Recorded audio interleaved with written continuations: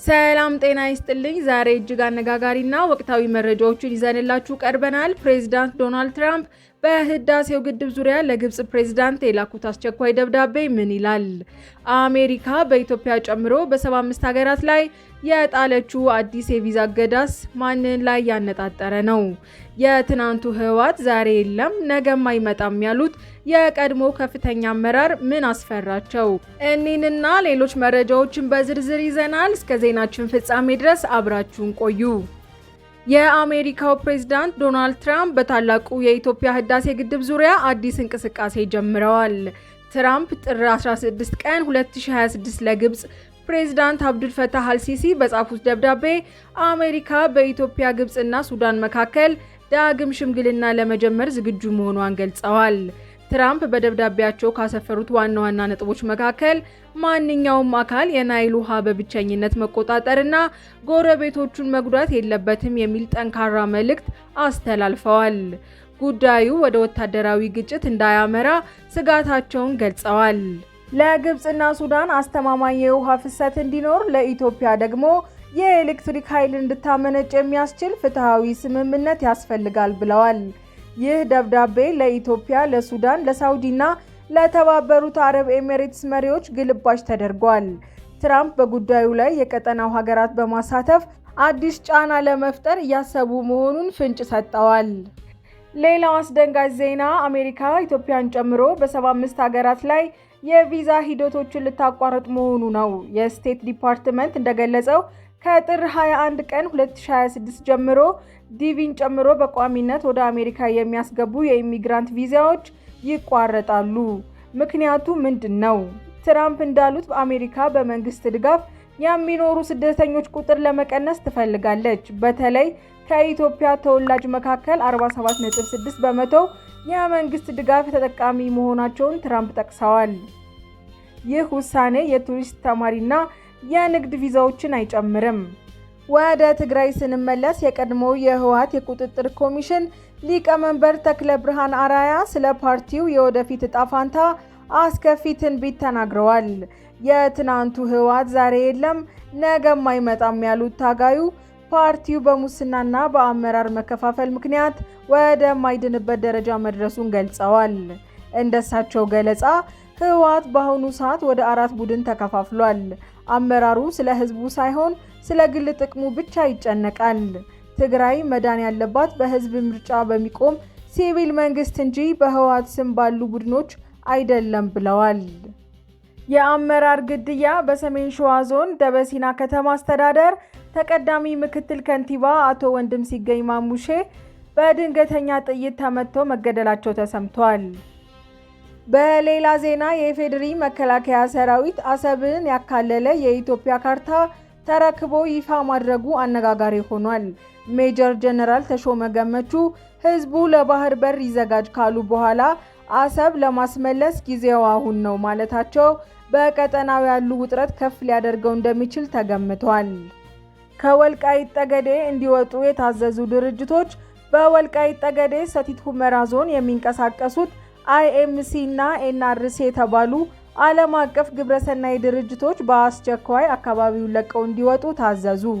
ድርጅቶቹ አካባቢውን ምዕራብ ትግራይ ብለው በመጥራት የፕሪቶሪያውን ስምምነት ጥሰዋል፣ እንዲሁም ሰዎችን በህገወጥ መንገድ በታንከር ውስጥ ደብቀው ሲጓዙ ተገኝተዋል በሚል ነው የተከሰሱት።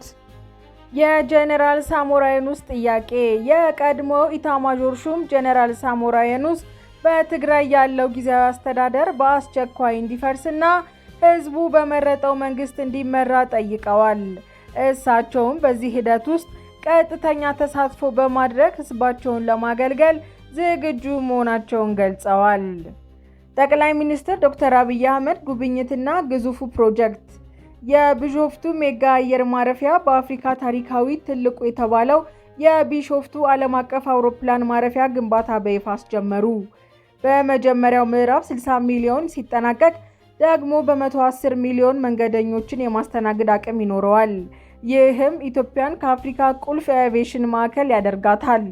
አድማጭ ተመልካቾቻችን እየተከታተላችሁን ስለሆነ ከልብ እያመሰገንን፣ ያላችሁን ሀሳብ አስተያየት ኮሜንት ላይ በመጻፍ ሰብስክራይብ፣ ሼር እና ላይክ ማድረግዎን እንዳይረሱ። ወደ ዜናው እንቀጥላለን። ጠቅላይ ሚኒስትር ዶክተር አብይ አህመድ ከፍተኛ ልዑካናቸውን ይዘው በጅቡቲ ጉብኝት አድርገዋል። በዶራሌ ወደብ ጉብኝት ያደረጉ ሲሆን ከፕሬዝዳንት ኢስማኤል ኦማር ጉሌህ ጋር በጂኦፖለቲካ ላይ በንግድ ትብብር ዙሪያ ተወያይተዋል። አሜሪካ በቬንዙዌላ የሚገኘው የሩሲያ ሰው ሰራሽ አየር መከላከያ ዘዴዎችን መደምሰሷ ተሰማ።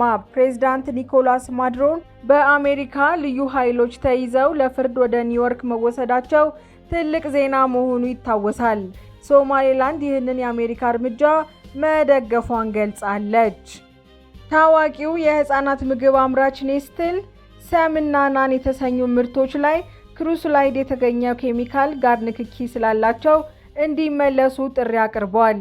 በደቡብ አፍሪካ ጨምሮ 37 ሀገራት የጤና ማስጠንቀቂያ ተሰጥቷል። በአማራ ክልል የተገኘው ነዳጅ በደቡብ ወሎ ለጋሂዳ ወረዳ የድፍድፍ ዘይት ፈሳሽ መታየቱ ተመራማሪዎች አረጋግጠዋል። ሆኖም ነዳጁን ለማውጣት ቢያንስ 1 ኪሎ ሜትር የሚጠጋ የቅልጥ አለት ስንጥቆ የሚገባ ከፍተኛ ቴክኖሎጂ እንደሚያስፈልግ ተገልጿል። የሐዘን ዜና። በኢትዮጵያ የጥበብ ዓለም ውስጥ ስመጥርና በሁላችንም ዘንድ እጅግ ተወዳጅ የነበረው ባለሙያ ነፃነት ወርቅነህ ነፂ ባደረበት ድንገተኛ ህመም ከዚህ ዓለም መለየቱ ከፍተኛ ሐዘን ተሰምቷል።